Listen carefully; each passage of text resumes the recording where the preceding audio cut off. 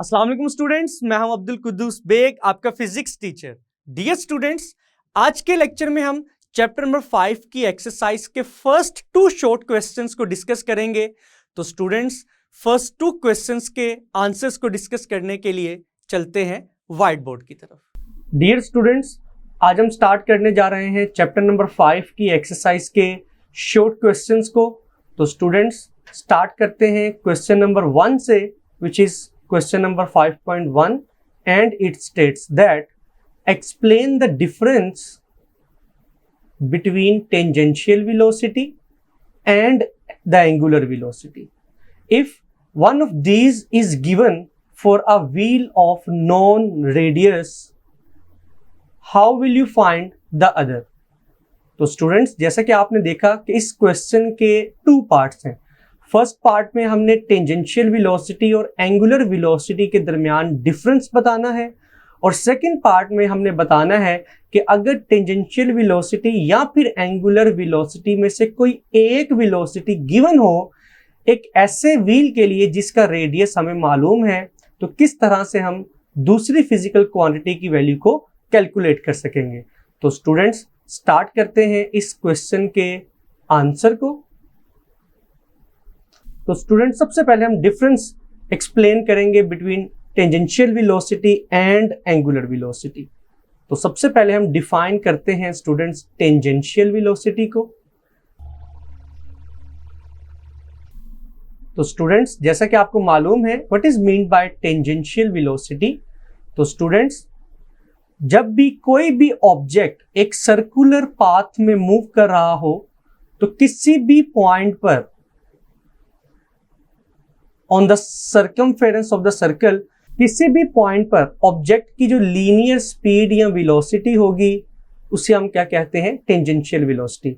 और इसकी डायरेक्शन हमेशा टेंजेंट की तरफ होगी। मींस जिस पॉइंट पर हमने टेंजेंशियल वेलोसिटी कैलकुलेट करनी है, हम उस पॉइंट पर, सर्कल के उस पॉइंट पर टेंजेंट ड्रॉ करेंगे, और जिस डायरेक्शन में टेंजेंट होगा उसी डायरेक्शन में टेंजेंशियल वेलोसिटी होगी। तो स्टूडेंट्स, टेंजेंशियल वेलोसिटी की डेफिनेशन हम किस तरह से लिखेंगे? It is the linear velocity of a particle or an object moving along a curve, और यहां पर हम कर्व की जगह सर्कुलर पाथ भी लिख सकते हैं, और a circle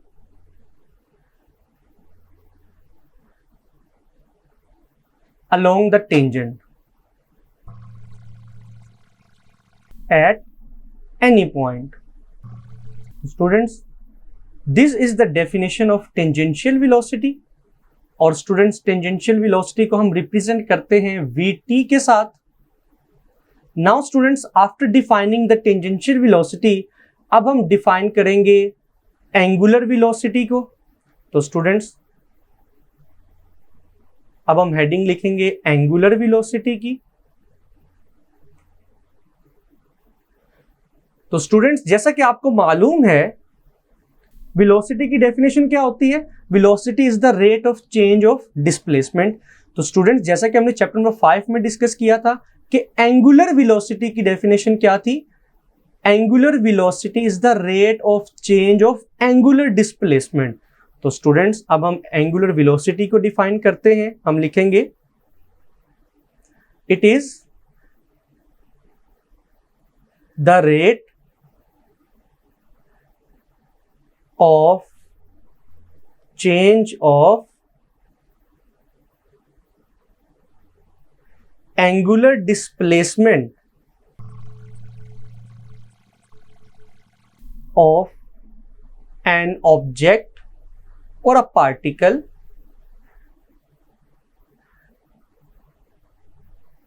moving along a curved path. तो स्टूडेंट्स, एंगुलर वेलोसिटी को हम किस तरह से रिप्रेजेंट करते हैं?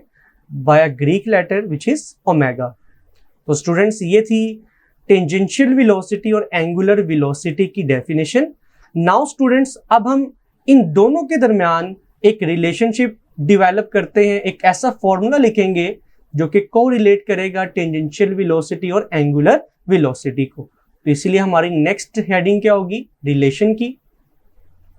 तो स्टूडेंट्स क्वेश्चन के सेकंड पार्ट में गिवन था, जिसको हम दोबारा भी रीड कर सकते हैं। It is mentioned in the statement that if one of these का मतलब है अगर एंगुलर वेलोसिटी या टेंजेंशियल वेलोसिटी में से किसी एक वेलोसिटी की वैल्यू गिवन हो for a wheel of non radius, ऐसे व्हील के लिए जिसका रेडियस हमें मालूम है, फॉर एग्जांपल उसका रेडियस है r, तो हम किस तरह से सेकेंड फिजिकल क्वांटिटी की वैल्यू को कैलकुलेट कर सकेंगे। तो स्टूडेंट्स याद रखिएगा, there is a formula as we know, Vt is equal to r omega, where students Vt is the tangential velocity, r is the radius of the wheel and omega is the angular velocity of the wheel. तो students this is the relationship कि अगर इस फॉर्मूले में हमें omega की value given हो और रेडियस की वैल्यू गिवन हो, तो हम इन दोनों को मल्टीप्लाई करवाएंगे तो हमारा रिजल्टेंट किसके इक्वल आएगा, टेंजेंशियल वेलोसिटी के इक्वल। तो स्टूडेंट्स अगर हमें टेंजेंशियल वेलोसिटी की वैल्यू गिवन हो और हमें कहा जाए कि हमने एंगुलर वेलोसिटी की वैल्यू कैलकुलेट करनी है, तो स्टूडेंट्स अबव फॉर्मूले से ओमेगा की वैल्यू हम किस तरह से कैलकुलेट करेंगे, by dividing tangential velocity and radius of the circle. तो students these are the two formulas with the help of which we can calculate tangential velocity and angular velocity. तो students हम लिख सकते हैं, if one of these is given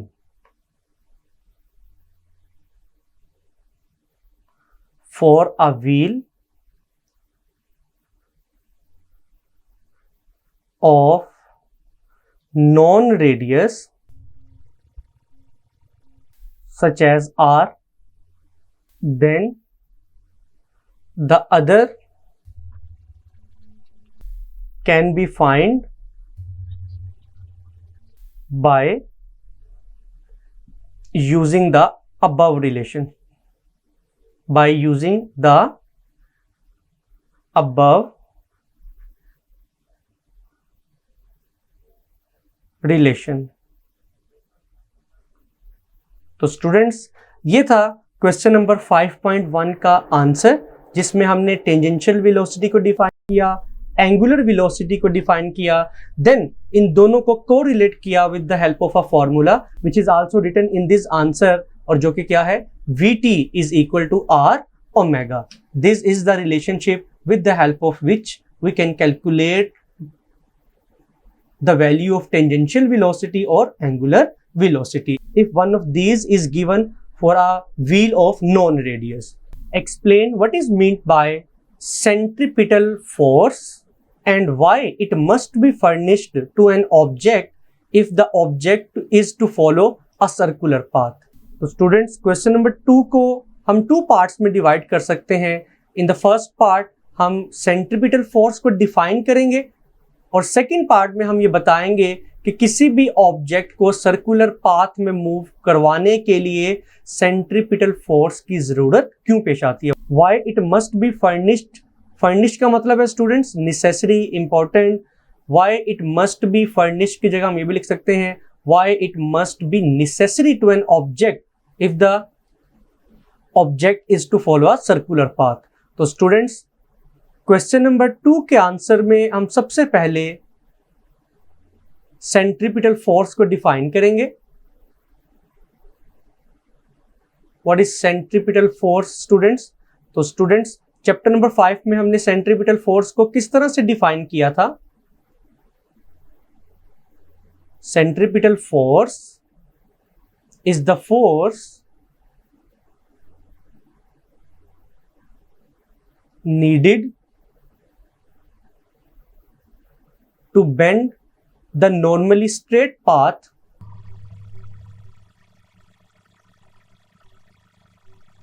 of the particle into a circular path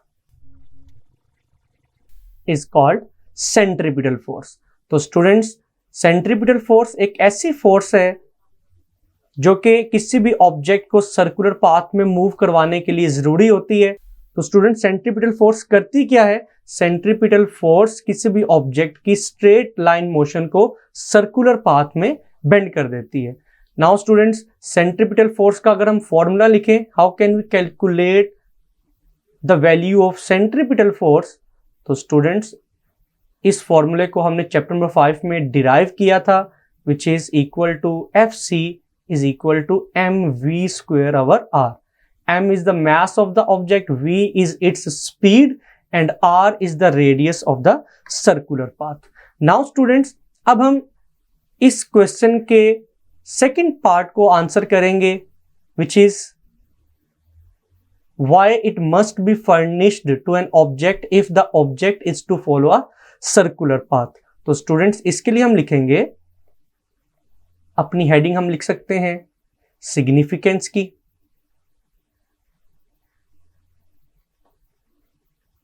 significance of centripetal force.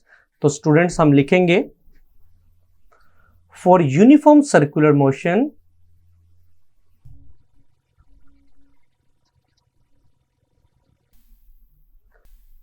The object must be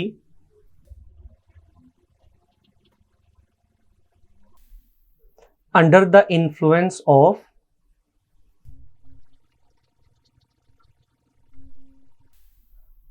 a force which changes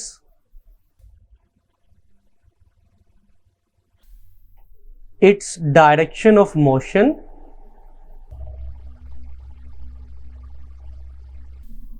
continuously.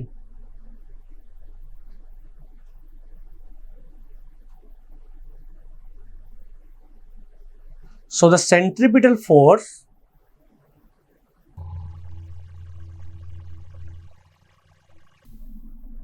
is always needed if a body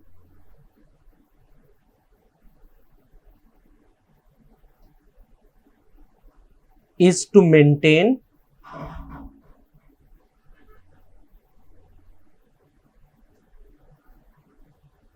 its circular motion.